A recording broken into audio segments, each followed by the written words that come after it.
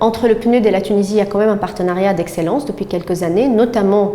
si on parle de NDC, on se contente de l'accord de Paris, qui n'est pas peu. Outre, bien sûr, l'accompagnement autour de dialogue sur la mise à jour de la NDC, autour de la feuille de route, autour du partnership plan. Le PNUD, il appuie également, il a des partenariats aussi très importants avec des acteurs clés en Tunisie, des ministères, des partenaires, le secteur privé, le secteur financier, la société civile, autour de l'action climat. Donc on a un programme important en matière de transition énergétique. Donc on a accompagné aussi des plans d'accélération de la transition énergétique, notamment en matière d'efficacité énergétique et énergie renouvelable. Et les énergies renouvelables, on voit aussi qu'il y a quand même une ambition assez importante d'ici 2025. Et ce plan d'accélération, ce plan d'action qui a été mis en place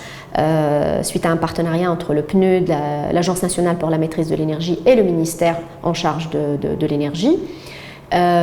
a abouti justement à des actions qui sont soit entamées, soit en cours, soit aussi finalisées, telles que par exemple la mise en place du fonds de transition énergétique, qui est un levier très important pour la NDC et pour la mobilisation donc des financements, soit des financements internes, donc publics, dédiés à la question de transition énergétique et climatique, soit des financements internationaux. Et là, il y a encore un travail à faire et on est en train d'avancer sur ça avec nos partenaires. Sur le littoral, on travaille aussi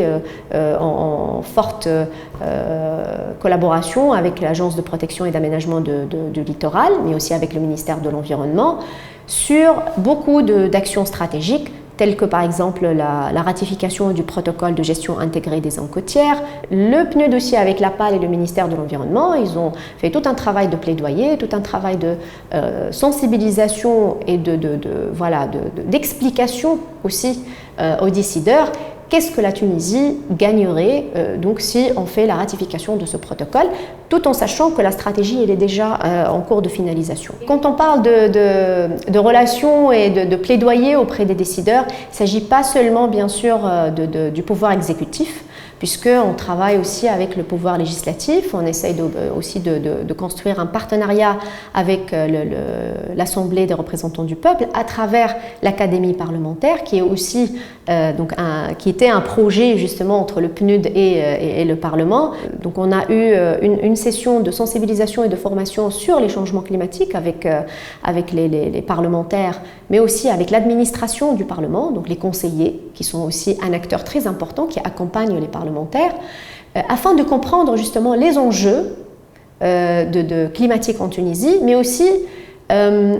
sur quoi la Tunisie, par exemple, qu'est-ce que la Tunisie a signé, qu'est-ce qu'elle a ratifié, puisque justement l'accord de Paris est ratifié et donc c'est un engagement vis-à-vis de la communauté internationale. Et comment on va l'atteindre? C'est une opportunité pour voir un peu le changement de paradigme dont on parle, ça fait quand même quelques années, pour que le développement soit le plus inclusif, le plus durable et donc considère le risque climatique et considère les problématiques environnementales en Tunisie. D'où justement le rôle clé de cette NDC, cette nouvelle NDC, dans le développement de la Tunisie pour les générations futures.